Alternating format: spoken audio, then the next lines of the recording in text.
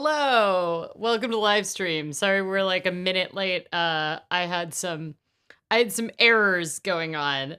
I was getting a lot of assistance from a very cute kitten assistant though, who now has found some food, so she'll be back. The other kitten assistant, I actually have a kitten cam for you. Where you'll be able to kind of see what she's up to. So here's the other kitten who is napping behind me. And the donut house as well. So, oh, hello. Are you done? Did you have a snack? I think we're about to get some help from a kitten again. Happy Regret Your Purchase Tuesday. I will say the things that I was most stressed about getting for Black Friday were mostly things that I like have needed to purchase for a while, but like we're putting them off because they weren't very exciting purchases and I just like needed them. So I needed liner gloves because one of my liner gloves ran away and that really hit home when it was like below freezing both days when I biked into work. I have like outer gloves that I got at the Goodwill that have like the top part that comes off, which is actually they're wool, like a wool acrylic blend, and they were like $5. But I need liner gloves on them when it's below freezing, which it isn't very often in Portland, so it's not like a huge deal, but I needed them. I also needed like all of my wool socks have popped holes in them. And then I had some like fun things I wanted to get, which is like this top, which I know is a bit confusing because it's like a half top, but it's actually for working out, but I decided to wear it on the live stream. Mostly because I'm still mostly wearing what I wore to skating earlier today. But I love the sleeves. And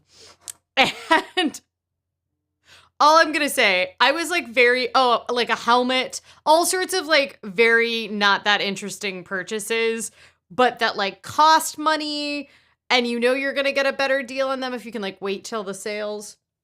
And slippers, I needed slippers. That's another thing that's like, I was like, I know they're gonna be on sale for Black Friday and like, I don't want to spend a lot of money on slippers.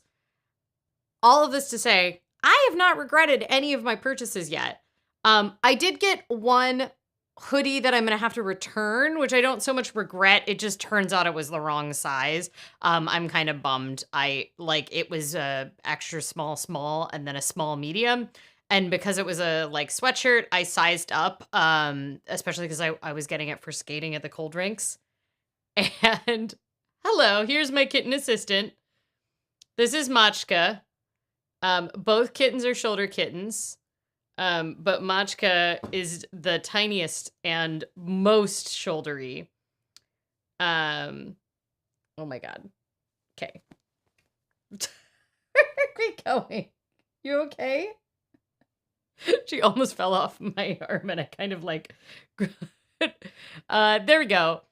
I'm getting off track already. What we're going to talk about today is how Black Friday, Cyber Monday, Small Business Saturday, like all of them were kind of less impressive than a lot of people felt like they should be in terms of the sales. Some memes have even went around. A TikTok video has like over 30 million views now of someone in a Target. I'll try to put it on the screen. Someone in a Target like pulling back the Black Friday signs that say the Black Friday sale price, and then it's the same price underneath. And that kind of speaks to how a lot of people felt that the deals were. Essentially, we've gone away from the land of like $5 televisions where everybody's camping out all night to get these like incredible deals and fist fights are breaking out and all of that. We've kind of moved away from that, partially because so much has gone digital now, and there's just less people going in person, and COVID accelerated that. But also because it starts way earlier and there's just so much more competition. But that did speak to the fact that Black Friday sales, we continued to set a record in terms of industry retail wide strength of sales. And a lot of the major retailers that we kind of look to as a marker for Black Friday did better than they have in years past. But that's in gross number of sales, right? Okay, we've got a little kitty assistant again. Tuesday is better than a Monday, but it's not Friday. Tuesday is my Sunday night, so. Are you okay, Machka? What just happened? Okay. She's fine. She just, I think, probably was trying to balance on something that wasn't a place to balance. Beanie Babies and Cabbage Patch Kids goodbye. I mean, did people do Cabbage Patch? I guess Cabbage Patch Kids people did on Black Friday, but I don't know about the Beanie Babies. What are you thinking about, Machka? You've got a look in your eyes. The other kitten is fast asleep. Oh, we're back. We're back. You can see just the tail. Possum Planner says, I felt like this whole month was deals, deals, deals, and it was overwhelming. Helped push me to finally unsubscribe from emails and motivation for a no-spend December. Nice. I kind of found that I was so stressed about buying stuff that I needed to. Oh, bras was the big one that was like really stressing me out because I hate buying bras. They're really like, it's like an unpleasant experience. And no. You don't have to jump there, Machka. Yeah, you could have. Yeah, that was a smarter idea. I wish I could just have like a GoPro on my head so you could at any given time see what the cat is up to, but she's coming back. So, hi. Do you need to get on my shoulder? If I did the overhead camera, you just see a tiny tail. Here, there you go. There you go. Yeah, I feel that way too.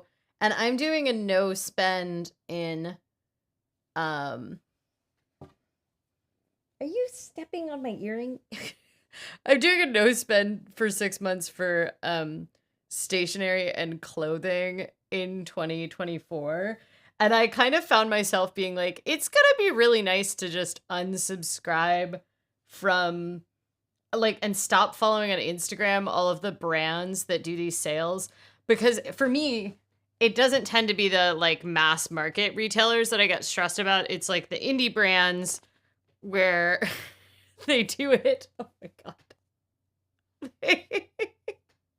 I don't know why I think I have a live stream anymore. It's actually just Machka's show now. Should we put your donut shop up here so that you can tell people about economics, Machka?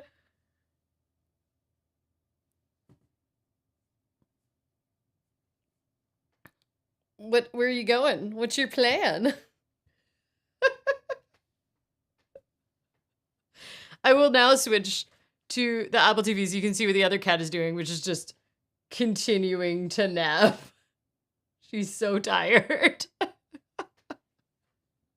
that cat is Kugel. She's just a tired kitty. Oh my gosh. Where are we going? Someone said that we should have, I think it was my friend Monkey Jenga who from the forums, but in real life, who said that we should have a bat meowtzva for the cats.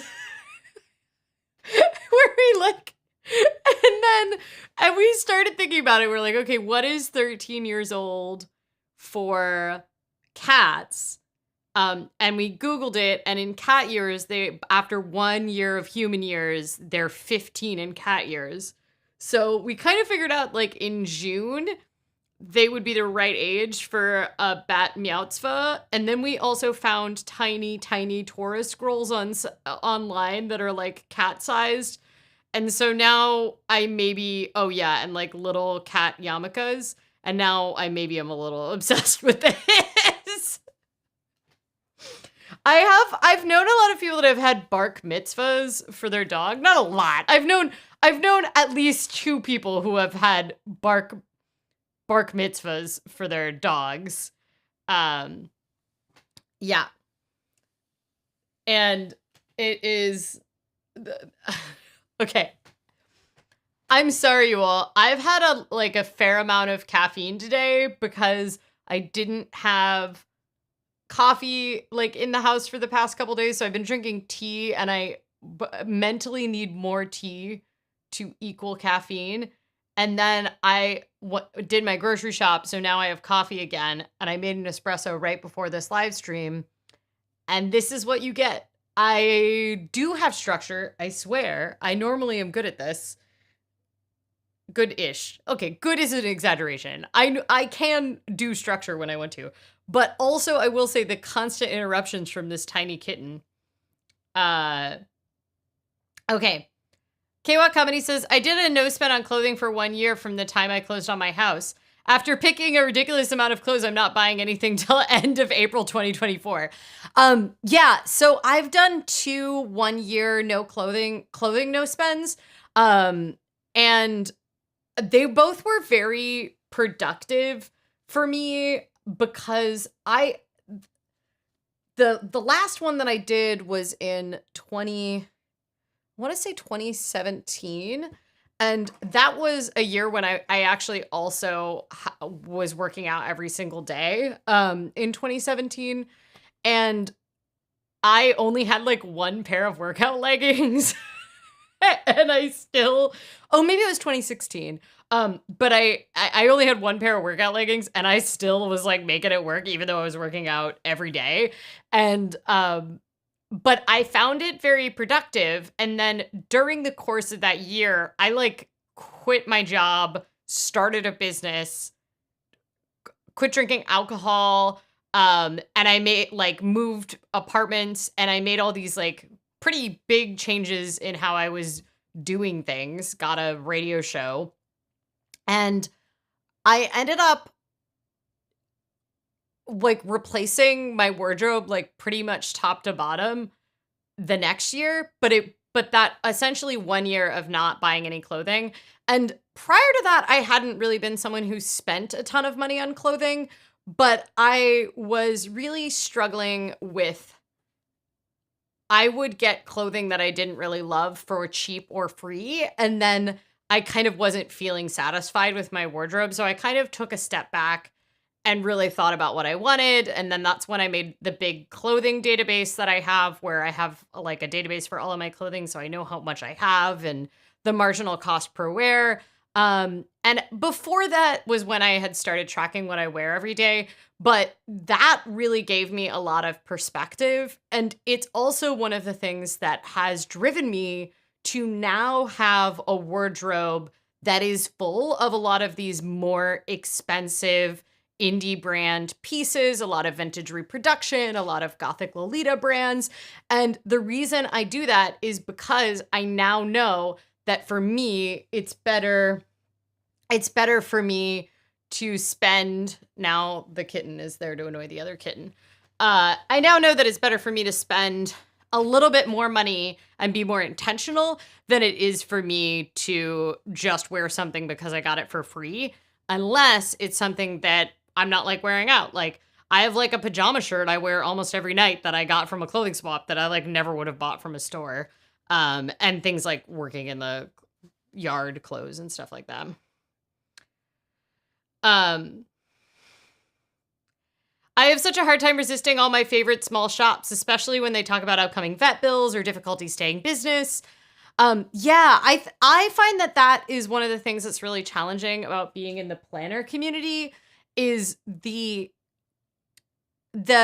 how humanized the business owners are in the stationery world, because you know how important it's a business is decently transparent in the stationery world. And I think that's partially because a lot of people that are buying stuff also sell stuff in the stationery world. And a lot of those people are folks that would be otherwise in a pretty vulnerable situation. There are a lot of like stay-at-home parents who are supporting their like one income household with a shop.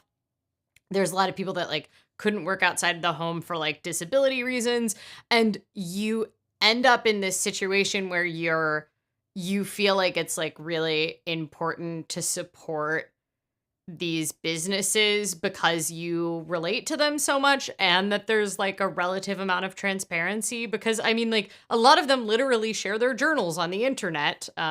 Sometimes they blur them out, but like you get this like weirdly intimate portrayal into the business owners' lives. And the market for like planner stationery, while it isn't endless, right?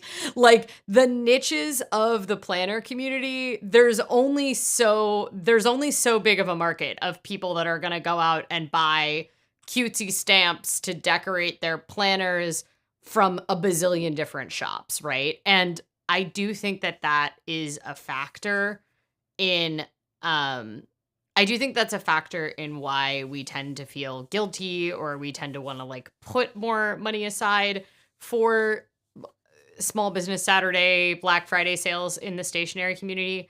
I was stressing about it because I knew I had a no spend coming up next year. And I was like, oh, I have to make sure I get anything that I might need, which is ridiculous because I have more stationery than I've ever had in my life.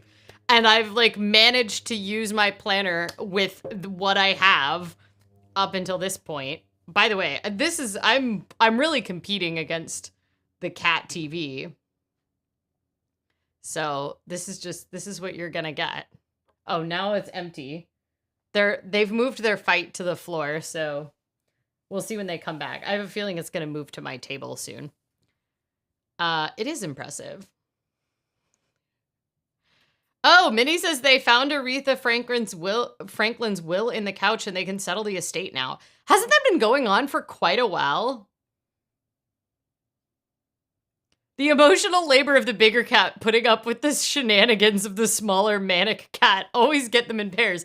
It's really funny because like Machka, who is the smaller one, who has the most manic energy, she's from the same litter. Like they're the same age, but Kugel really gives older sister vibes. It's also made me really happy that we didn't end up getting the orange boy that we were tempted by from this litter, because he was also had a lot of energy, and I don't think we could have handled, like, they already, like, Kugel still is a kitten and really plays very hard. So, yeah. There's always one cat who plays more than the other. Yeah, I mean, they do both play a lot, but Machka is the instigator. Also, Machka climbs fully up us to our shoulders, and Kugel, the, like, slightly more chill cat, now has, like, a sibling competition thing going on where she has to prove that she can also do that, and she's just as good of a climber as Machka. So now they both climb, and, like, multiple times, like, I was eating like a snack earlier, and I had both cats on my shoulder at the same time. Orange tabbies are always full of energy. Orange is always correct. The other reason we didn't go with the orange boy was that he was like kind of bitey. So, and we didn't want a bitey cat. So it was like mostly like it wasn't like angry bites. It was like bitey when he was like trying to get pet, but and Kugel's kind of orange. She's a little orange, but she's like a little less orange, and that would kind of accurately describe her personality too. Okay. Oh, there's lots of chats I didn't see. I was chatting. I didn't know that liner gloves are a thing. They sound very handy for Midwest winters. I like them because you can like pull off the big stupid outer gloves that you need when it's like super cold. And usually they're like touchscreen compatible. I wish mine were easily accessible, but they're not. And they're usually not very expensive, but they'll be like merino or something like that. So they'll be like a nice warm layer fabric, but yeah. Cold hands while biking is horrible. I have these super waterproof proof mittens made by Nokia. Yes, that Nokia, that are great. They make me look like a Finnish ice farmer, but I guess that's a point. Yeah, knowing that Nokia is Finnish, from the Finnish Design Museum, I now trust them with anything having to do with cold weather. I, also Finland invented the reflector. So I feel like Finland is on it for cold, dark winters. I don't tend to get like super cold hands. I also don't tend to, I used to have those like amazing waterproof biking gloves. Um, my problem was that I would tend to overheat in them because it doesn't get that cold here a lot of the year. And the other problem was $80 pair of gloves, because the cycling's ones were like $80 and this is in like 2007 or $8. I was like, I'm gonna lose these gloves and then I'm gonna be really upset with myself. And what are you guarding? Oh, if you hear kitten growls, that's because Kugel has a spring, or Machka has a spring, and for some reason the spring makes them growl more than any other toy. Both of them. Oh, now she's carrying around the spring in her mouth and it's very cute. That's it. That's your kitten report. Kugel's coming to investigate. I almost think I should be using my phone as a camera right now. I do not regret my big purchase, an e-reader that isn't literally falling apart. Not a huge discount, but my partner pointed out they weren't going to get any cheaper than they were this weekend. Well, that's actually one of the things I want to talk about was like how frustrating that was, because a lot of companies were having sales that were worse or the same as sales they have at other times of years. So e-reader is kind of a good example. If it was a Kindle, like, you know, Amazon will, because it's their own product, they'll always mark those down during big sales like Prime Day, which is the holiday they invented for themselves, and Black Friday. But the Black Friday deals on Kindles were no better than the Prime Day deals. And this is like in several camps, you really were able to see that. You know, I was one of the brands that I was kind of keeping an eye on, and I was hoping they didn't have actually a killer deal, because I was like, oh, I really shouldn't spend any more money on clothing, because I went to a sample sale for a bunch of wool clothing earlier this month, and I spent like a ton of money, but for like a killer deal on a bunch of wool clothing, which will last me for like a decade. And I love wool because I live in a rainy place.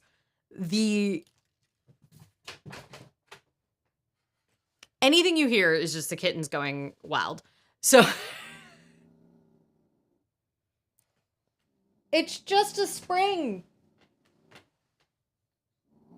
She took the spring into the donut house and she's now growling. If you weren't here last week, we have a tiny donut shop for the kittens. So yeah, I was actually really relieved, but a lot of followers of this brand were pretty disappointed because they tend to have a midsummer sale, because they're a Swedish brand. They have a midsummer sale that is usually like killer as far as like the deals you can get on like previous like 2 seasons earlier clothes. And they're a really small brand. They're made in the EU. They use natural fibers, so their stuff's really expensive. And so a lot of people will like save up and plan out. And, you know, one of the downsides is that here on the East Coast US, their sales start at like 3 a.m. Pacific time. And a lot of people will like get up in the middle of the night to try to get stuff because they do have limited stock because they're a small brand. And I woke up at like 4 because it wasn't a work day for me when they started it. And I woke up at like 4 and I was like, okay, I'll check. And I ended up being like, there's not such a good sale that I have to scoop anything up. And a lot of people kind of felt the same way because the sales were like 20%, 15% versus like a 40% or whatever. Now I just get gloves and hats from the dollar store. Yeah, see, this is why the losing them is the thing for me. Yeah, I'm of the camp of like, I take my stuff on and off all the time because I bike places and I just give up. As a kid, I had warmers in my gloves with a giant battery in it. Nice. When I worked outside, I had like the little, like the kind of, I'm doing this because it's the kind of hand warmers that you like shake and then you smack to make work. And I would put those in there and that would be really nice. I wonder if the day after Xmas sales will be any good this year. I could use some new slippers too. Um, I think it will be for certain things. What is really interesting to me is how long a lot of these sales have extended on. Like a lot of Black Friday sales started like a week and a half ago, and then they then they continued through the weekend, and then they became Cyber Monday sales, and a lot of Cyber Monday sales are still going even though it's Tuesday night on the West Coast US, which is like almost the end of the line time wise. So yeah. It's true. I went with the Kobo and they were the same discount as Amazon. I'm wondering if your IKEA shelf is 4x4 squares. I'm thinking of getting it for my living room. Yes. However, I will say that this is like 10 years old, and I've heard that the newer version of these, the Expedite, are no longer quite as high of quality as this one, but this one has been moved by Bike a bunch. It's been through a lot. We really like it. It's very functional. It's sort of like our everything storage for our house. I saw a deal on a computer monitor I wanted, 50% off, but when you read the small print, the minimum purchase was $500 and the maximum discount was $50. So 10% off, not 50%. Oh, that's so silly. Also, I mean, props to whoever like tried to word it that way, managed to make it work that way. The only sale I liked during the week was on crystals. What did you get? I don't know anything about crystals really, besides what I learned in like 4th grade class about rocks generally. But I do live in the Pacific Northwest, so I know I've absorbed some information about crystals over the years. It's like everything I've learned about astrology, I've kind of learned against my will by just being a queer located in the Pacific Northwest. Same with crystals. But I actually get both why astrology is appealing and why crystals are appealing to people. And frankly, I don't need another shiny pretty thing I want to buy. So I've steadfastly decided I'm not going to get into pretty rocks. Because it's kind of like plants where I'm like, I know I could go overboard with these, so I'm just not going to do that. Just not going to do the research. Hi. What are you doing? She still has the spring, in case you were wondering. What was I going to say about Black Friday sales? Oh, okay. So there's a couple reasons. One of the reasons that Black Friday sales were not quite as good is that generally retailers have had a fairly pessimistic outlook, even when their numbers aren't looking bad. And I think that has a lot to do with how consumers feel. Consumer and business owner sentiment is not great these days. And that's despite the fact that we are, in fact, like, the numbers are lining up well. You know, inflation has come down significantly in the past year. It's almost at the target. It's still a little over the target. You know, unemployment is quite low. It's not historically low, but it's very good, even on a historical scale. Unemployment is low. You know, sales, generally retail sales are doing well. The feeling generally, though, is like it's depressing, for example, to go to the grocery store because you know, I was just reading someone that like mentioned how cooking used to be their favorite thing, but now because it's so expensive to get food for the grocery store, like at the grocery store, it's like not as fun to them anymore because kittens are going to be very, very busy with that now.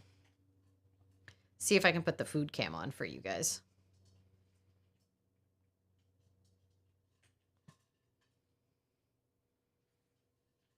I can put the food cam on. There you go. There's your kittens. I bought a lot of fillers, so raws and tumbles. I get them during sales because it's a splurge thing. Raws and tumbles. Interesting. I don't know. Tumbles is when they put it in the things and they tumble it. Like they're panning for gold. Oh no! Oh, that was just that my phone went to sleep. There's your kittens both eating out of the same bowl. I barely got $40 worth of groceries, enough to make breakfast sandwiches. I know, it's so depressing and frustrating. And groceries are one of those areas where like people are feeling it really consistently, because even though it hasn't been going up as much as like the huge jumps that it took, it's really stressful. And then the other thing is like prices that are hyper visible to people. So gas station prices are something that's like hyper visible to people. And those are really high right now, like partially because everyone is, because they're like big numbers there. But the reason that they're high right now is because of a bunch of factors that have less to do with inflation, as oil prices generally gas prices are, because it's a commodity, and because there's so many geopolitics involved with it swings for different reasons, but people feel it. And the economy in the end is all about sentiment. This is why consumer sentiment and business sentiment is like one of the most tracked things that you can have. Kittens have gone off to do something else now.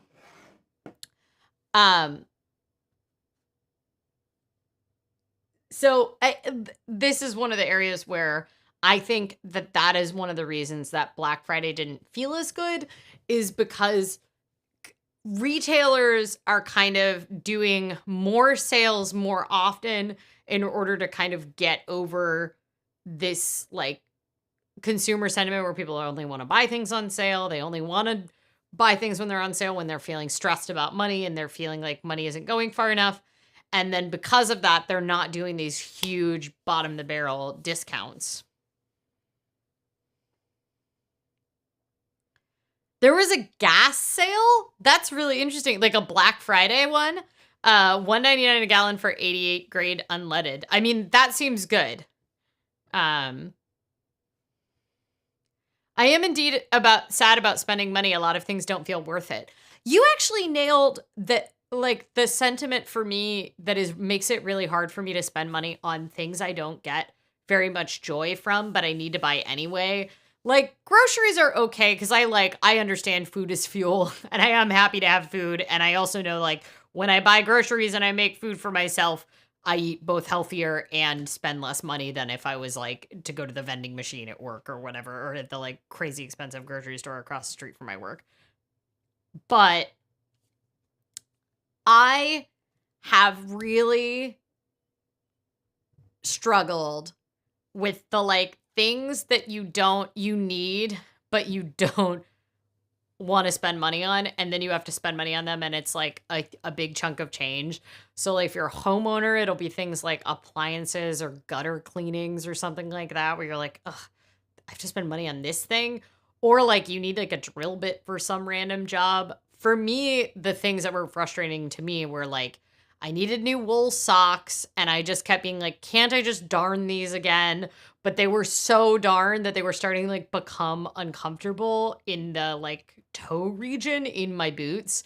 So I just needed new wool socks, and it cost like $20 for a pack of 4. It wasn't like outrageous anyway.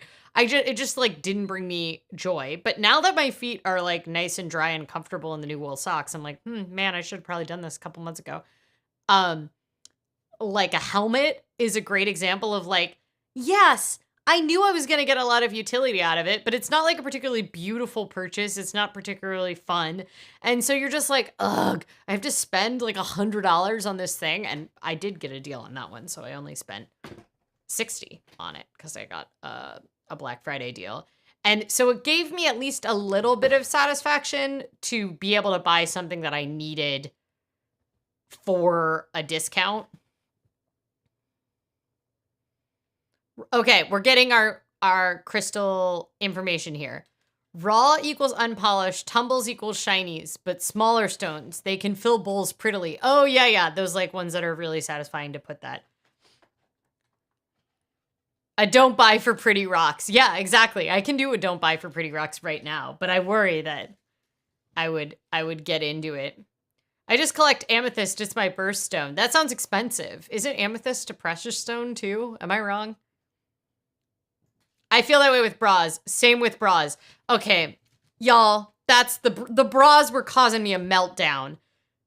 Can I just rant about the bras? Maybe you all and then we'll eat a donut. I feel like I'm sorry that this live stream is not very informative. I have the numbers for how much different businesses sold.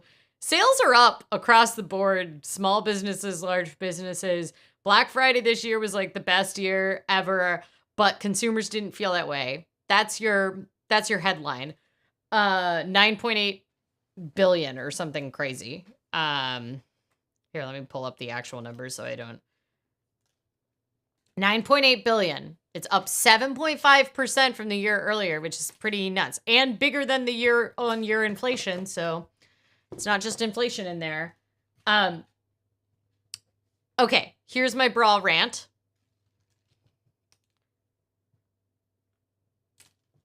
I am frustrated because I don't have particularly challenging bra needs. I don't have like super high cup size, so I don't need to go to like the special store.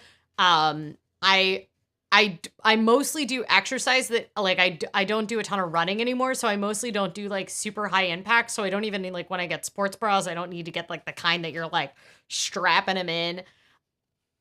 So I don't have very high needs. I have tried to get into the bra fitting, like the /r a bra that fits community, and I got completely overwhelmed and I like could not handle it and I was super confused. So I decided I just like could not handle it. My problem is that the bras that I like that end up being very comfortable for me, I never seem to be able to just get them again. So I can't just be like, I like this bra and then like buy it again a year and a half later when that bra wears out. And I never know if I like it at the time that I'm getting it. So I can't like, oh, I want to buy 3 bras. And also bras are expensive. So you don't want to buy 3 bras unless you like know that you're going to keep liking them and keep fitting into them. I guess I do have like a fairly high band size relative to like my cup size. And so sometimes that can be a problem just because I have a 34 band, which doesn't sound super wild, but it's enough that like I'm a small in all clothing except bras, and then like I'm a medium in those, and some occasionally a large, but and that is so frustrating to me that it makes it like really hard for me to shop for bras because I can't just like get the thing again. And I'm like, ugh, I already have it. It already works. But bras are very hard to like repair because it's the elasticity stretched out is the problem. And so the elasticity is like short, like because it's like very fine work that is done to like make them and connect the straps, you can't just like put a new strap on it most of the time and like fix it and like the band stretch out, and it just is very frustrating to me. And I also know that if I would get more than like 2 bras, my bras would last longer because I would wear like I'd have a bigger rotation to go through. All of this to say, I find it very frustrating. I ended up just wanting to get like the same Aerie bra that I had, which I know Aerie is like primarily marketed at like teens and early 20s people, but their bras are very comfortable and they have a big size range. And they're owned by American Eagle, so they're like totally fast fashion. And one of their fast fashion strategies is that they completely switch their like entire line like every 6 months. So you can't even find like anything similar to the last one that you got. They change even like the type of lace, and their sizing is all over the place. So even if you get the same bra in a different color, the sizing will be totally off. And so it's super frustrating. What I ended up doing was I was about to like shut down, and then I was like, you can't not buy a bra before you do like a 6 month to 1 year clothing no buy. You've got to get a bra. Your bras it's like a dire situation. It's very dire. It's dire because I bike to work, and so I'm like sweating in these bras all the time, and it's just not good to have so few bras. Um, and the the Aerie was having a sale. It was like 50% off, which is like the most that I would spend on an Aerie bra anyway, because they're not like really built to last, but they're super comfortable and they usually have my size. But the sizing's so off, and I ended up going out to the mall and trying them on in person. But also trying on bras for an hour in a mall is really terrible, and I don't recommend it. That's it. That was my rant. I don't have any lesson or takeaway from this. I know a lot of people that have like a lot higher bra needs, and then they'll go to like bra boutiques. And I've gone a couple times to the one that we have in Portland is called the Pencil Test, and which is a very cute name. And I have gone to them, but they only stock D and up, and I can wear D because of my sister sizes, but 32 is feels too tight for me. I just don't like the feeling of a 32 band. And unless I'm gonna like stretch it out fairly fast. And so I tend to not go to the Pencil Test. And all of their bras like start at like $60. So we got an easy men's underwear 5 for $20. Yeah, I think the thing that really frustrates me is like men's workout clothes. And I guess I should appreciate that like men, like masculine workout clothes, they have fewer options, and I think that's kind of a bummer.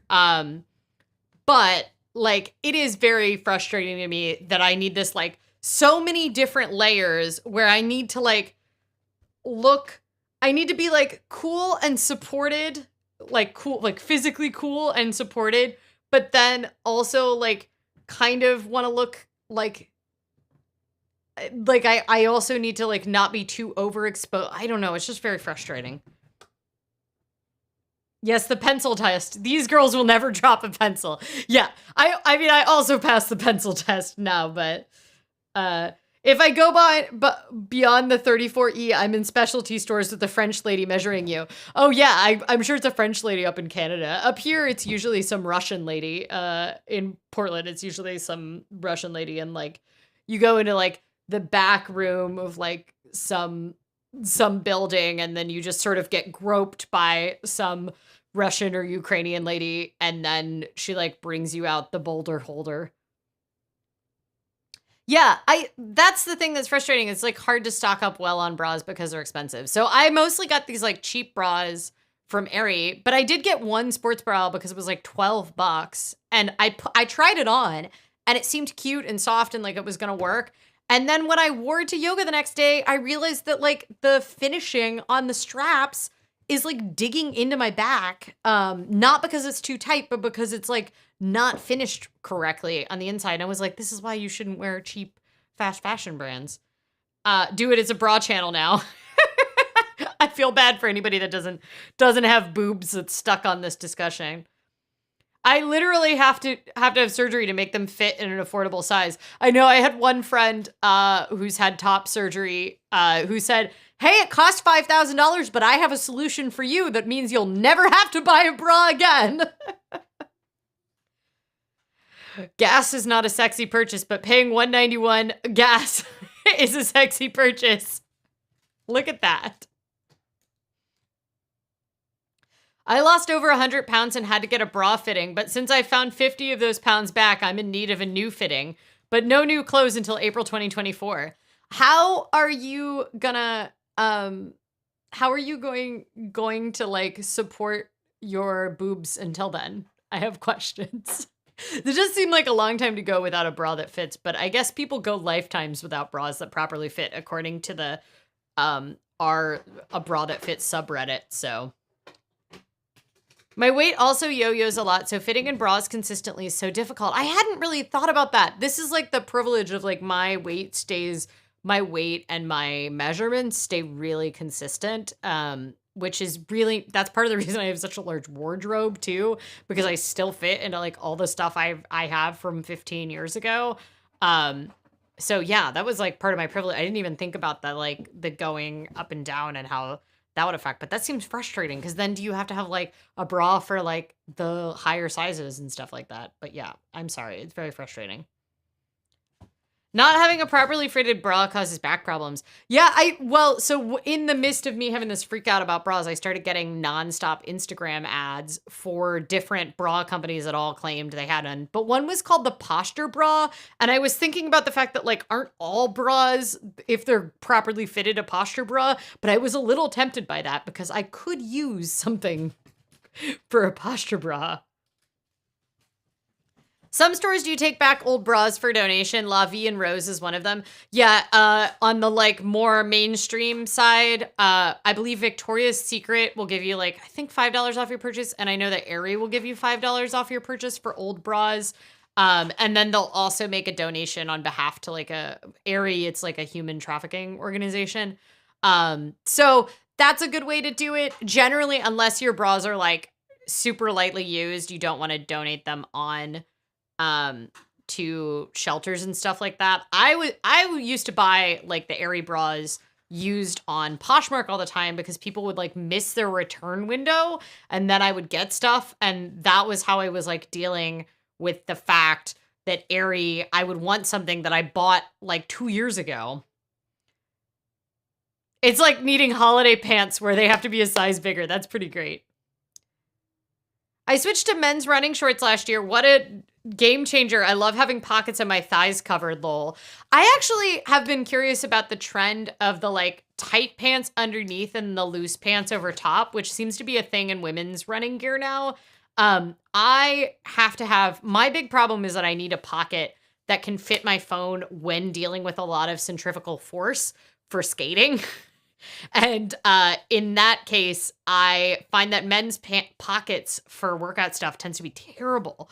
I also do not have the proportions for on the lower part of my body for like almost any men's cut clothes because my waist is 26 and my hips are 36. And that means, and I have like big thighs because I got big biker legs. And the combination of that factor means that like every time I try to wear men's pants, I like can't get them over my hips. And then they've got like a huge gap here.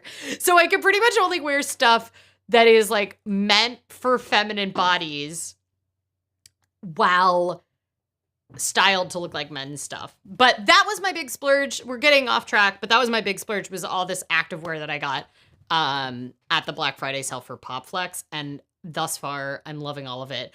Every time I get stuff from that brand, I mostly get it used, but I like went for it for Black Friday because I've been stalking for like almost a year trying to find some of this stuff used and I couldn't find it. So I also don't get rid of any bras in my size changes because I know I'll probably be back to another size in another few months. Makes storage a pain. That's so frustrating. The rotation and hand washing. I agree that I really find the drying of bras to be the frustrating part. But that's all my clothes because I pretty much have no clothes that can be machine dried. All of my clothes need to hang dry. And most of my clothing that I wear is like merino wool or active wear, all of which needs to be dried. And sometimes I wear 2 things in a day because I'll active wear. I'll go skate or go to yoga and then I'll like come back. Anyway, we're getting off track. We should have a donut, y'all. Oh, by the way, next week? No. 2 live streams from now is talking dough and eating sufganiyat. And I found kitten catnip sufganiyat. That's all I gotta say about that. By the way, if you didn't know, this is a live stream called Talking Dough and Eating Donuts where we talk about economics and apparently bras for excessive amounts of time, and we eat a donut. So, here we go. So, this is the donut today. Please ignore my not amazing overhead camera. It is a golden cookies and cream donut. It seems like maybe it has some turmeric in it, but I don't actually know. Let's find out what it has in it.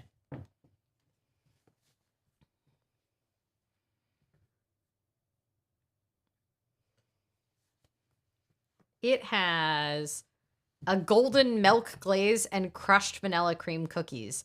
I don't know what golden milk really means, but let's find out.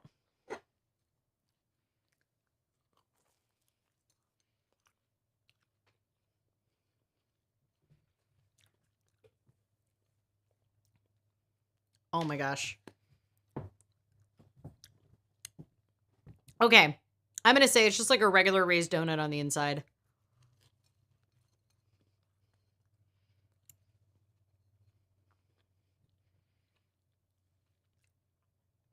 Thoreen says it looks like golden Oreo. What are Oreos? What are golden Oreos flavored like? Vanilla?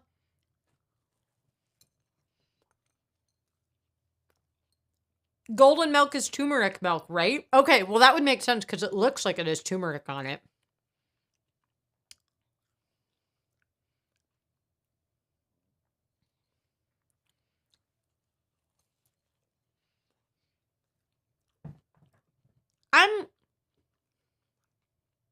This is good, but I'm a little underwhelmed by it.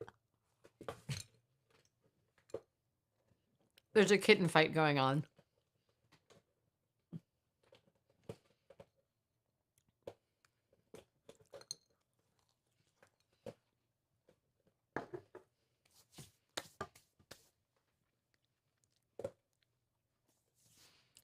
Everybody's talking about the female tax. Yeah. Like, several things that are very specific to moving through the world being, assigned female at birth or like participating in any kind of feminine gender expression. Get all sorts of things. You get like menstrual products are one of the things that is like, it's like taxed as a luxury item in a bunch of places. The needing to have a certain kind of presentation to be perceived as professional that then requires all of this like upkeep. Like for a lot of people, waxing, makeup, all of that kind of stuff. Bras are one of those big ones. I find it very frustrating. Koala 20 says, I made the mistake of taking my sister to MAC to buy makeup once. She bought 3 small items for almost $200. The thing that really gets me is even when I go to like kind of the cheaper stores is where I'll be like, I'll really splurge out on makeup and I walk away with a bag this big. It's so expensive. And the margins are incredible on beauty supplies. Beauty has, generally makeup has very low production costs. And very high margins. So it's a good example of an industry that usually does have pretty good sales, like Black Friday sales, because the margins are really high. But I wasn't really floored. I actually was just chatting with someone today who went to Ulta on Black Friday, which is, if people know, like it's sort of like a general makeup store that mixes some of the higher end brands with some of like the kind of more drugstore lower end brands, which is the big divider in like makeup world. Yes, the higher end brands will be made usually with like slightly higher ingredient quality, but a lot of it is a marketing markup. So there's a lot of drugstore stuff that is almost the same inputs and the same cost as far as raw products when it comes to beauty. Because it is, I mean, beauty products are like a luxury category item generally in like, oh, hello. No. No donut for you, Miss Princess. She just tried to go straight for the donut. Oh, hello. Okay. Where are we going? That was clumsy. I got distracted by the kitten again. But she was just saying that the Ulta sale was like not at all, like they were like, yeah, she was just like, it was just like a normal sale.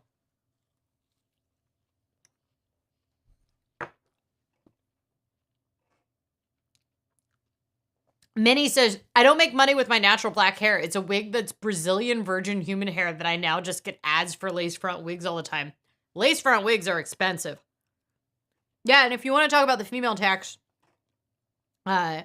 wigs in general, especially among the communities that use them, That is a hella crazy expense. Like when you talk to Orthodox Jewish women or Black women that use wigs like as part of their kind of daily routine, those wigs, if you get real human hair, that stuff is like thousands, it can be thousands of dollars for those wigs. And for Orthodox Jewish women, it's like that's like part of their faith and like a requirement when they get married. And they get the wigs are just so expensive.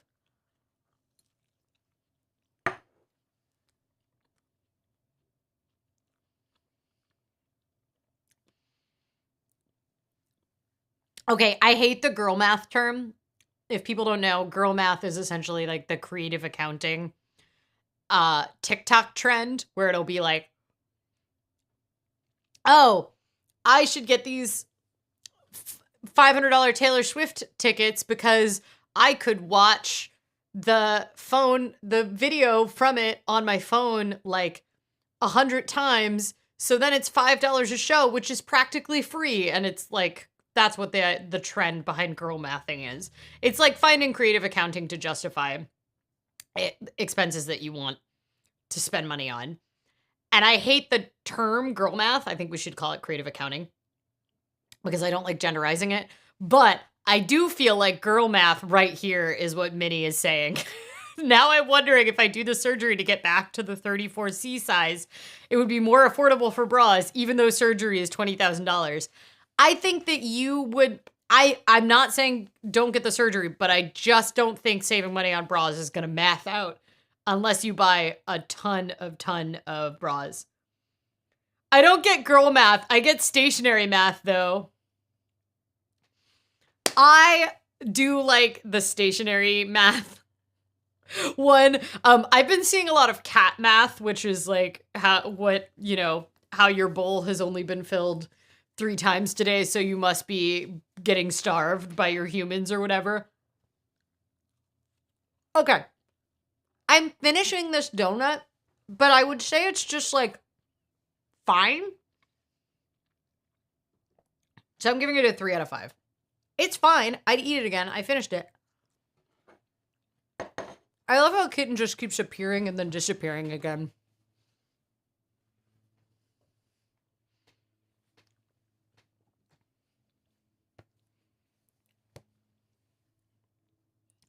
Dove makes bleaching cream in South Asian countries. I mean, I think like all of them make bleaching cream in Asia. The new trend is instead of calling it bleaching or whitening cream, they call it like brightening. Oh, Thoreen said that. Right. It's like super common that now is like there's been some criticism and like, oh, we don't want to call it fair and lovely anymore. Instead, they're like calling it brightening with brightening, but I need the surgery. My curved spine is getting worse with the weight difference in body imbalance. I mean, I think you should get the surgery if it will fix your spine things. Lace front wigs would be a business expense. I just need enough of them to last a few years. That's nice.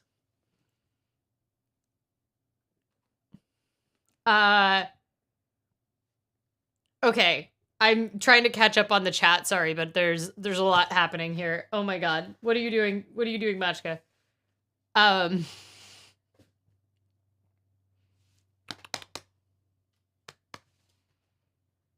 Black Friday sales on bras are annoying. They usually only do smaller sizes. Oh, that's interesting. Good to know. I will say Aerie has a fairly large size range, but their sizing is so weird that I don't know how helpful it is, but they had like a pretty good sale. Oh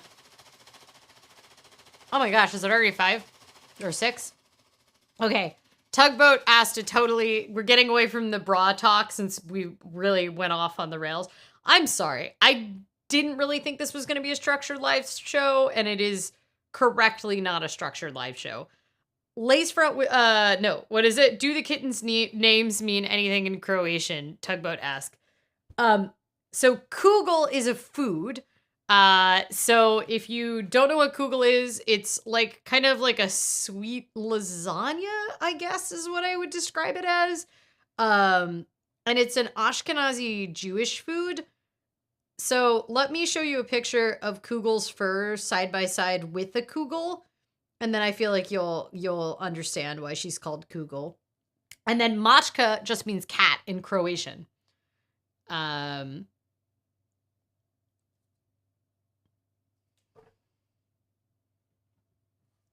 melanin-rich family members started itching from all the brightening and all the soaps over here. Oof.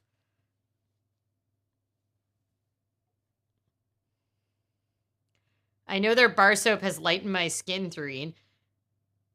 Do they put brightening in the bar soap in the US? Or in Canada? I guess because you're in Canada. I thought the brightening is kind of an add-on, but okay. What I'm going to do is I'm just going to show you a picture of a Kugel. So. Oh no. It stopped projecting to... Okay.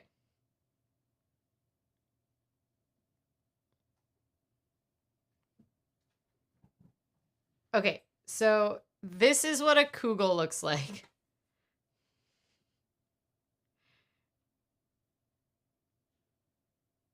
And now I'm going to show you a picture of Kugel's fur.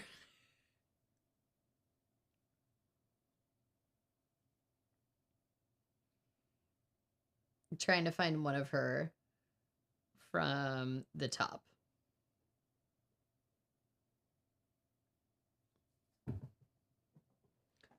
Okay, and then this is Kugel's fur. She's the orangish one on the top. So do you see how pretty much she looks like a Kugel? Kugel? Kugel. Kugel? Oh, now it went away. Thanks, guys. Looks like a shepherd's pie in that picture. What's in a shepherd's pie? I thought shepherd's pies are really savory.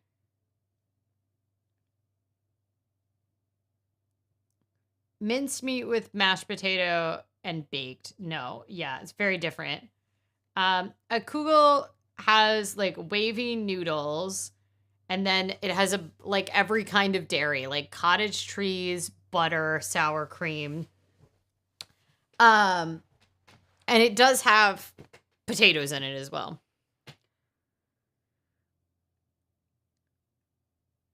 Cheesy miming. Is Kugel the less active one? Yes, correct. Kugel is the less active one. She's just filled with dairy and naps. I mean, right now they're both going crazy though. So, I don't know what they're doing at the moment, but it's a lot. It's a lot. Whatever it is, it's a lot. I think there's some sort of spring race happening. The money from their donut shop is all over the floor, so they've redistributed the wealth. Google has more carbs. I'm so hungry. Sorry. It is the curse. I am not going to do the donut log on camera today because I have a problem and I would love any of your feedback on the donut log. So, the donut log has been in my Hobonichi weeks. We started doing it in here, but this hasn't even been my primary one. I got it because it was like $8 and I was testing it out. However, I just got my Paper Test Designs weekly notebook, which is my work planner for next year. And it started. Like, I got it on the day that it started. So I now have my Paper Test Designs, and it has a bunch of empty pages in the back, but I was planning on making this like mainly my work planner for next year. So, but it like the actual weeks start this week. And so I could do the donut log in here, or we could do the donut log in here, because I'm like, do I move the old pages from the Hobonichi weeks over, or do I do it here in the back of the common planner, which is going to be like kind of my more personal kind of memory keeping situation, I think. Or, last but not least, what we could do is we could just I could just get a whole notebook and we just call it the donut log and it could go into my traveler's notebook. How about I conduct a poll right now and you all can tell me what you think. Happy move-in day for all using Weeks Types notebooks. Yes, it's very exciting. I am a little disappointed that my common planner doesn't start at the same time.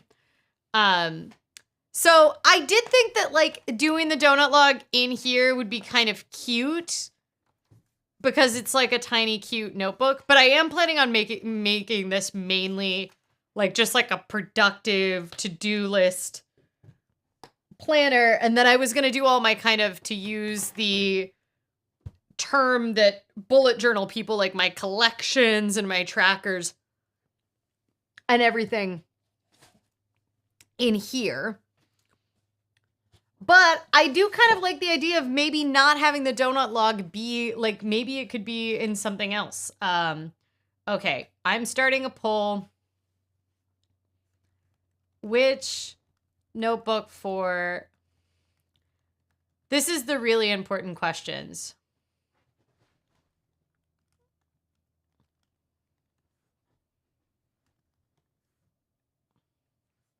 Also, is there a donut themed traveler's notebook insert I could get? Really important questions to ask. Paper test designs, Weeks notebook, or... Oh my god. I'm trying to add poll, but there's like a different thing in the way.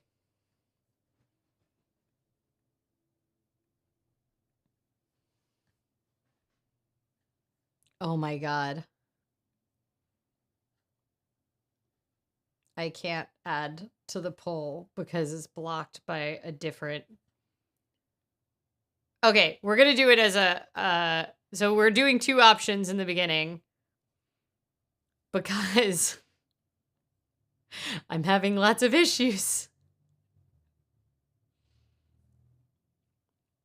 And then we'll do a second poll in a second. Okay, the Traveler's Notebook donut insert is winning right now. We're at 80% for the Traveler's Notebook donut insert.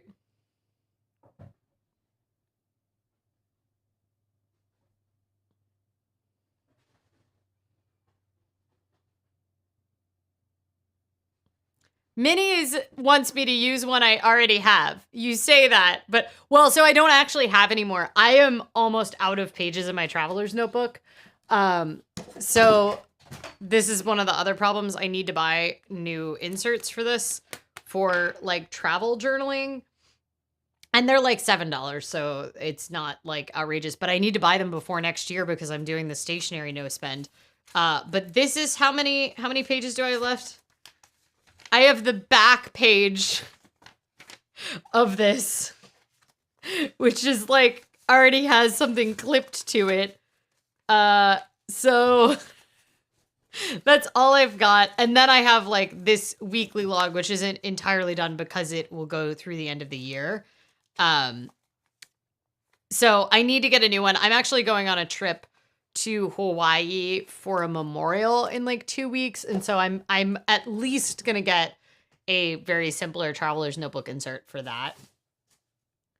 Okay, so the Traveler's Notebook donut insert is winning. Now we're going to like put it up against the which one for donut log? Okay. Traveler's Notebook donut log insert or common planner collection.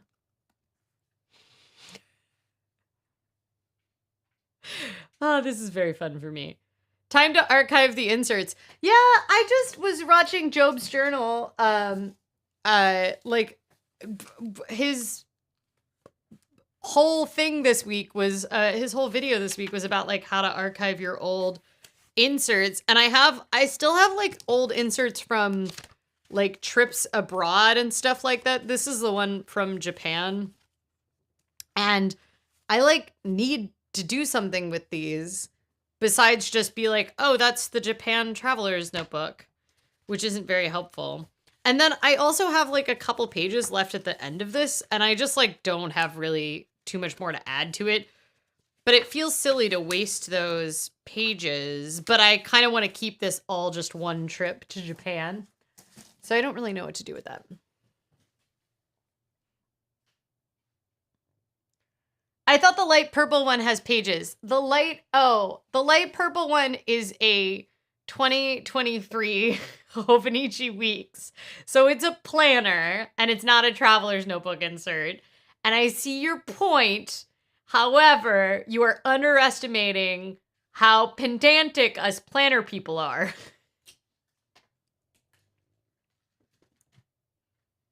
An insert just for the donut log, best option.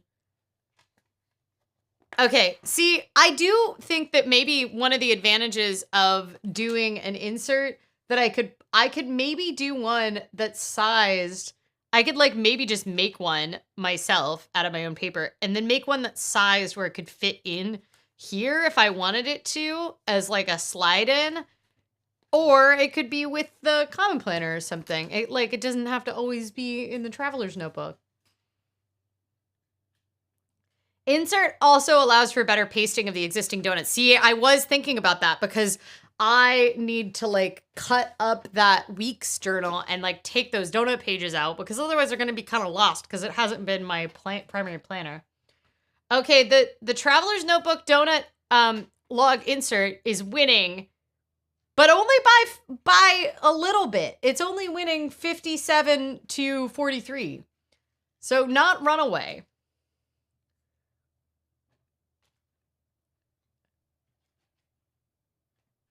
$7 insert seems reasonable if the existing pages are full. You do have me revisiting the Passion Planner website. They also have some kind of thing where they give planners away for free for Passion Planner. The only year that I used a Passion Planner, it was because I got it for free through work. Like it was like our holiday gift, which I did think was like a little weirdly aggressive to give your employees a planner, like make sure you show up to work on time. But I enjoyed it. I used it all year, and it was an undated planner, which I normally would never buy because I like can't handle undated. But I stuck it out, and since I got it for free, I got like dating stickers for it from Etsy for like a couple bucks, so that I could like have stickers that would have the correct dates. Because there's nothing I hate more than dating undated planners because I will fix it. Yeah, I know a lot of people that are a little overwhelmed by Passion Planner though. I do agree. I could see it being overwhelming. Know Your Joe says, good evening, everyone. If you're just tuning in, we're not promising much in this live stream. We have thus far discussed, we've been interrupted by Kittens several times. We've discussed why Black Friday was not as good this year as it has been previously. Some economic anxiety. And now we're discussing donut logs and where my donut log should be. Thoreen says you only use the donut log once a week. It doesn't need to be with your work planner. I think you're probably right. And I do think of it as more of like a collection. Like it's kind of more like journaling or memory keeping, right? Even though it is work related for my dollar work, but it's not my day job work. I think you're probably right. And like, also, I don't know if part of the reason I have this and I'm going to make it my work planner is that it's not going to be like filled with like stickers and wild stuff. So when I bring it out, like when I'm reporting on site or something, nobody's going to be like, what's up with your wild planner? I mean, I know that this is more decoration than a lot of people do to their planners, but I don't feel like this is like a whole conversation with a source if I'm interviewing someone or like a business leader when I'm interviewing them. This is like a normal planner to pull out. versus like the kind of stuff I get up to in the traveler's notebook, the donuts will feel more at home there. You froze on me talking about Passion Planner. What I was saying is they do give some away for free. And I have found them okay, but they are kind of overwhelming.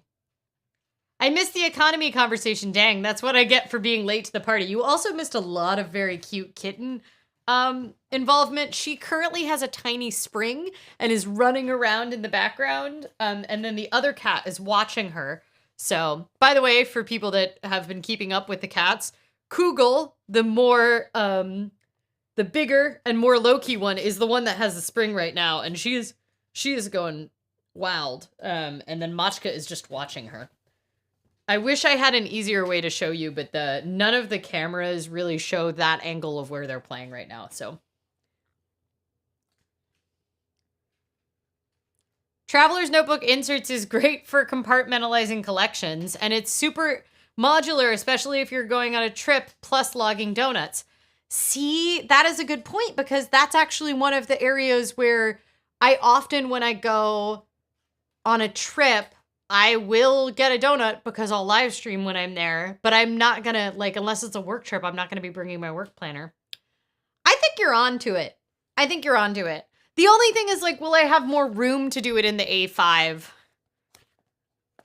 planner?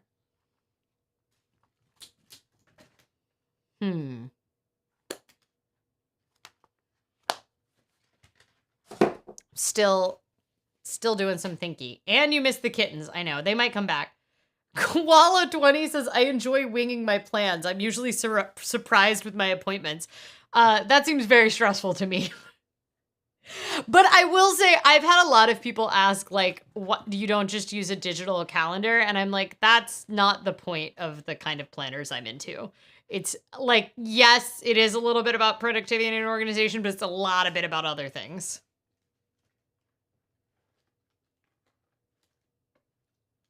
Commonplace usually stays at home too. Well, my common planner is not a commonplace book because I don't have any real use for a commonplace book. Like, I don't like writing quotes down. So it is going to be memory keeping primarily, which is one of the reasons I think it would be good to have it in the A5 size. Keep it here. As it gets bigger, it can handle it. But I'm not going to feel pressure to essentially here's my plan.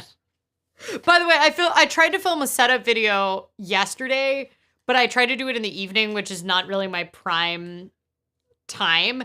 And it took like 40 minutes and I just like gave up on talking towards the end. And I didn't feel like I had anything useful to say. And then additionally, the first like 10 minutes of the video, you could just hear kitten patters above me because I was filming it downstairs continuously. And then there was construction all day today, so I didn't do it today when I was like more awake. So my plan, I think, is memory keeping in this one and then like work in here. And memory keeping will also involve like all of my kind of house stuff. And so it'll be like productivity and time blocking for house. And then this one will be exercise, just because that is like a lot of hours of the week for me. Exercise and like meal planning, but mainly a work planner.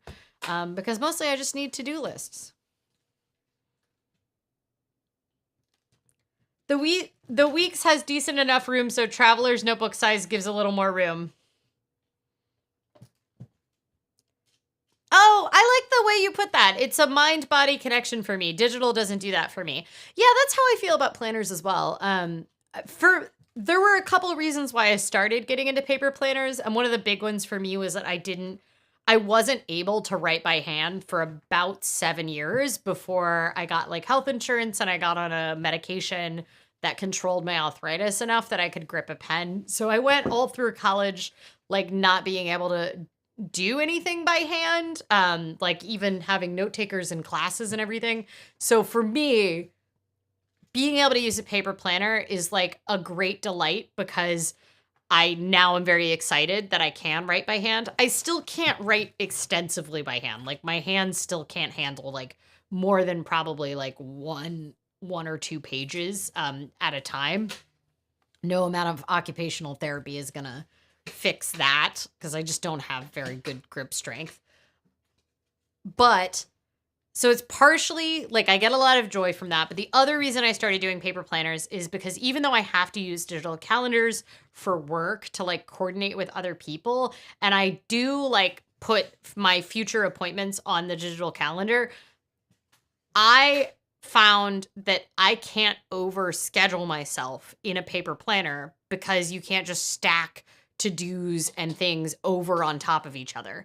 And with Todoist and all those other like productivity apps that I've used, it kind of let me build up an infinite amount of to-dos to do. And it really made me feel very overwhelmed. And then I didn't want to get things done because I would feel like the list was so long, or I would overschedule or overcommit myself. And with the paper planner, I have like a physical limit. This is your own physiotherapy, the way your hand muscles stay active. Yeah, I mean, I don't know if my occupational therapist would agree because she, I don't think particularly loves that I do so much of it, but I have all sorts of like exercises I have to do and stuff, so. Tugboat says, I saw your Grinch skating on Instagram. Is there going to be a big show? Did I miss it? No, that's just a gig I've done the past 2 years where I act as a skating who when there's like a Grinch skate. It's entirely aimed at children. There's no event. All of the other people are not skaters. They're just like people that put on rental skates that are professional character actors for the Grinch. And they have me there to kind of like, I don't know, I can help support some of the character actors when they're like going around and skating. And then I can kind of like diffuse the children from being a little less like keep some of the attention when they're skating around on the ice, like off the kids. But it is a professional prosthetic for the who knows. There is a skating show that I'm not going to be in, which is the Nutcracker. And I decided not to be in because one, turns out I'm out of town that weekend because I have to go to this memorial. But the main reason I'm not doing it is because I could live the rest of my life never hearing Nutcracker again, and I would be happy. I like as a figure skater, I've heard so much Nutcracker in my life. I'm so tired of it. And so, yeah, I had no desire to be in it. And it's also like pretty Christmas themed. And like, I don't celebrate Christmas. So yeah. I am missing everything. The Grinch stuff is on my Instagram. I haven't really put it anywhere else. Digital tools are my capture method, not really planning because it feels out of control sometimes. Yeah. That I would describe digital as my capture method, but it's not my capture method for brainstorm or like future plans. It's just my like, for my digital calendar, it's like the appointment was made. And I do use to-do list apps for my like grocery list because it's shared with someone else, which is harder to do with a planner. And I use it for like shared expenses because we use Todoist as like our kind of log when we need to charge each other things on our like fictional accounts that we have for each other. And I use YNAB for digital money, and I've kind of talked about this before. I don't want to do it on paper anymore. I used to put everything on my debt for years. I got really nice checkbook registers. Like I would get like letterpress checkbook registers instead of like the crappy ones you'd get from the bank so that I would pull it out and I'd write in it every time and it would like have nice paper and stuff. But that was back when I only did all of my expenses on my debit card or cash. And I had fewer moving parts to my financial life now that I have way more credit cards because I do the credit card hacking thing and I have a business and all of that. And we have like rental property and everything's so complicated. Oh my God, I cannot imagine doing that all on paper. I often think about the fact that like bookkeepers of yore were doing all this stuff on paper and I'm just like, whew. So glad I was not a bookkeeper in 1860 or whatever. Regarding Nutcracker, I remember a bass violin player in a talk who absolutely fell out of love having to pay it every Christmas. I know. I think it's really like sad for a lot of ballet dancers because it's like the only time people think of ballet. And so like it's very nostalgic for people that otherwise never think about or engage with ballet.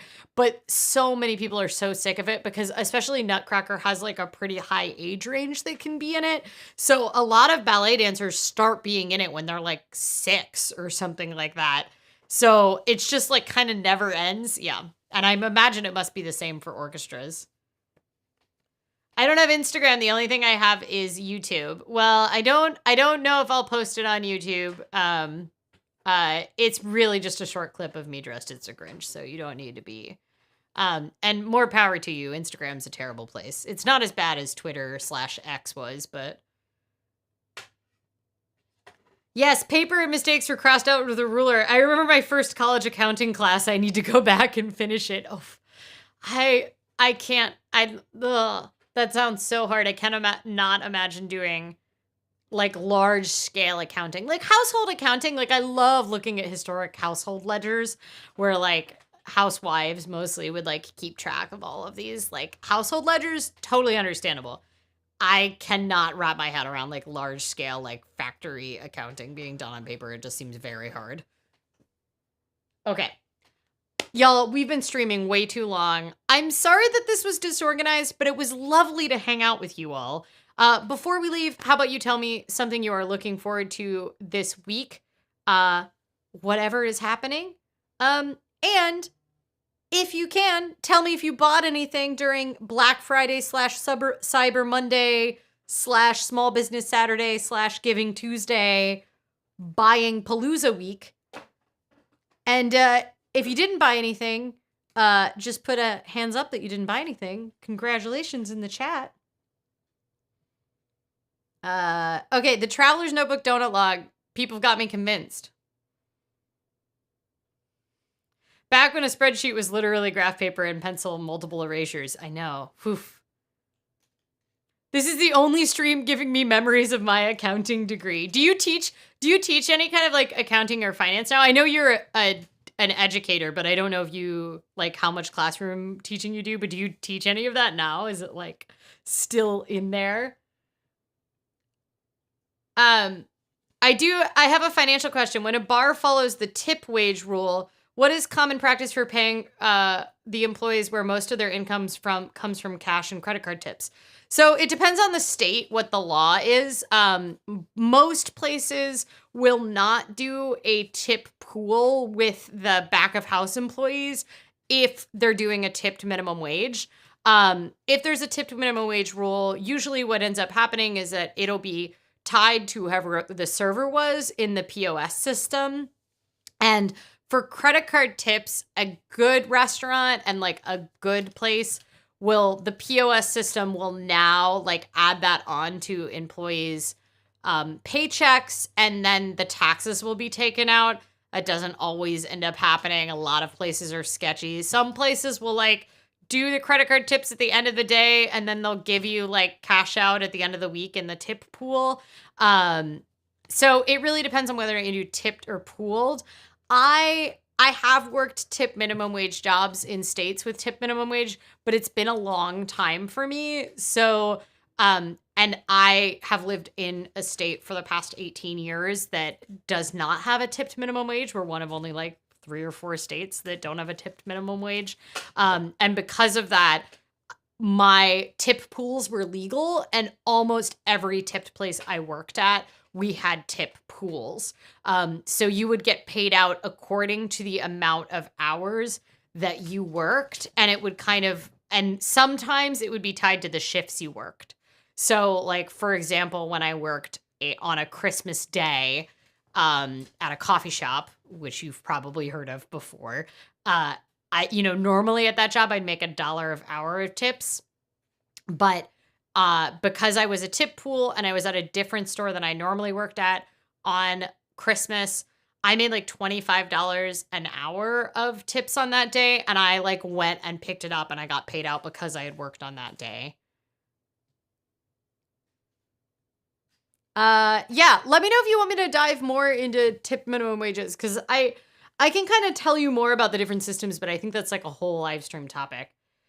Stationery and crystals coming this week, so looking forward to that. Oh, nice.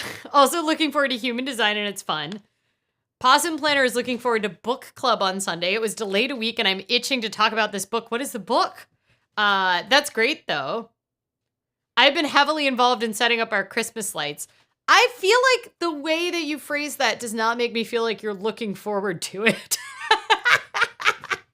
um, I think next year we're going to try to figure out how to do some kind of winter lights that aren't Christmassy, but we also don't want them to be overly like blue and white. So we're trying to figure out like a way to do winter lights, because it'd be dark here in the winter, and I do appreciate some lights, but I also do not want to do like Santa, or definitely not like a baby Jesus or anything.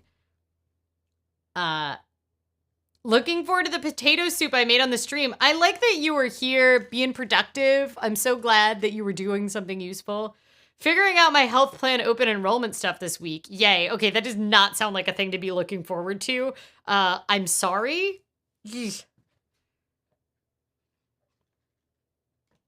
Okay, K-Walk Comedy is giving us a whole thing. Career path: corporate accountant, wedding DJ, stand-up comic, 8th grade math teacher, instructional coach, assistant principal, principal now, district admin until I can retire in 4 years. That's great. Your diversity of jobs sounds very similar to my diversity of jobs. We just did a whole like piece on funny teachers and teachers that also do like stand-up comedy, because there was like a showcase here locally that was like specifically for teachers that also do stand-up comedy. There's a whole spring action happening on the floor. Do you ever go back to doing any comic stuff? Because I feel like there's a lot of fodder in being a district admin. A restaurant in Toronto, Canada, the servers sue to get their tips. The owners was keeping them. Yeah, that's also like probably illegal everywhere. I mean, Canada does not have the bananas. Nowhere in Canada has like the bananas tipped minimum wage being like $2, like it isn't $2 an hour. This would be a great topic for a live stream. I'll invite some friends. Yeah, I should do more. I think I did one about tipping like quite a while ago, but I may be remembering that I did a Slate column about tipping. I'm going to an event to learn about alternative home buying options this week. Oh, that sounds really cool. I would be really interested to find out what sort of things they recommend. I am attempting to set up a permanent light system.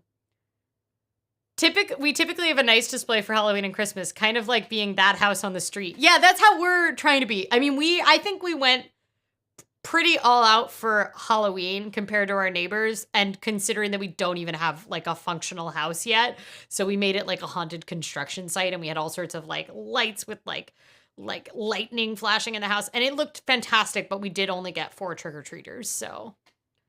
I need to eat dinner. It's fun hanging out with you. Yeah, I need to go too. I need to go cook dinner. I gotta go to work tomorrow.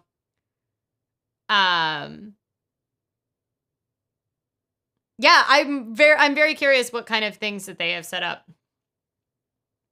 No comedy, but I do some community theater from time to time. Nice. Okay. Everybody have a fabulous week. Good luck with your lights. Oh, the kitten has gotten in my lap, so it's truly time to be done. And everybody stay safe, stay hydrated. I hope you enjoy your book clubs and your crystals and your Christmas lights. Stay safe, pet a cat if you have one available, and we'll see you all next Tuesday. Bye.